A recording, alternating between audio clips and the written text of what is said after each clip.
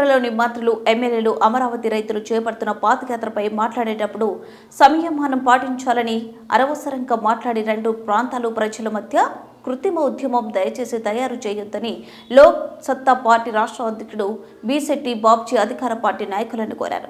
అమరావతి రైతులు చేపడుతున్న పాదయాత్రపై రాష్ట్రంలోని అన్ని ప్రాంతాల ప్రజల స్పష్టంగా అవగాహన ఉందని, రాష్ట్ర విభజన సమయంలో రాజకీయ పార్టీలు నేతలు చేసిన ఉద్యమాలు ఇంకా ఎవరు మర్చిపోలేదని, మీ స్వార్థ రాజకీయాల కోసం రాజకీయాన్ని దయచేసి రాక్షస క్రీడగా మార్చొద్దని బీశెట్టి కోరారు. గత ప్రభుత్వం, ప్రస్తుత వైకాపా ప్రభుత్వం ఉత్తరాంధ్రని ఎంత అభివృద్ధి చేసిందో అందరికీ తెలిసిందేనని ఎద్దేవా చేశారు.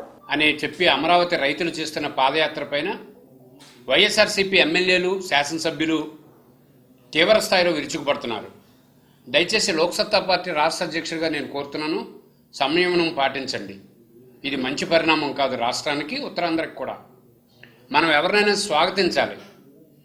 ఇదే అమరావతి రైతులు అమరావతి నుంచి న్యాయస్థానం నుంచి దేవస్థానం అని చెప్పి రాయలసీమ నడిచినప్పుడు ఎక్కడ వాళ్ళకి అవాంతరాలు లేవు. వాళ్ళ పాదయాత్ర సక్రమంగా జరిగిపోయింది. మనం కూడా ఆహ్వానిద్దాం. వాళ్ళ గోళాలు చెప్పుకోనివ్వండి, తప్పేముంది. వాళ్ళకి జరిగింది అన్యాయం అంటున్నారు. అన్యాయం అయితే లేదో మనకు తెలుసు కదా, వాస్తవాలు మన ముందున్నాయి కదా.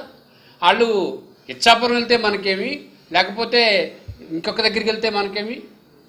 వాళ్ళు చెబుతున్న మాట ఏంటి, మాకు అన్యాయం జరిగిందని అంటున్నారు. అన్యాయం జరిగిందంటే రాష్ట్ర ప్రభుత్వం నుంచి ప్రకటన, వివరణ ఇవ్వండి. అంతే తప్ప మేము పాదయాత్ర జరగనము, పాదయాత్ర విశాఖపట్నానికి అడ్డు. విశాఖపట్నం కాదు, రాష్ట్రంలో 3 ప్రాంతాలు అభివృద్ధి చెందాలి. రాష్ట్రంలో 3 ప్రాంతాలు అభివృద్ధి చెందాలి. 33,000 ఎకరాలు ఇచ్చినటువంటి రైతులకు కూడా న్యాయం జరగాలి. The temple of democracy. మనం భారతదేశంలో పార్లమెంటుని, శాసనసభని ఒక పవిత్రమైన దేవాలయం కింద కొలుస్తాం. ఈ దేవాలయంలో జరిగిన చర్చల పట్ల గౌరవం లేకపోతే ప్రజలకు కానీ, న్యాయస్థానాలకు కానీ, లేకపోతే రాజకీయ వ్యవస్థకు కానీ, ప్రజాస్వామ్య వ్యవస్థ ఎప్పుడు కూడా మనుగడ సాగించదు. అక్కడ అమరావతి వర్సెస్ ప్రభుత్వానికి జరిగినటువంటి ఒప్పందాల్లో ఏం జరుగుతుందో ఏం జరగలేదో ప్రజల వాస్తవాలు తెలిసిపోయాయి.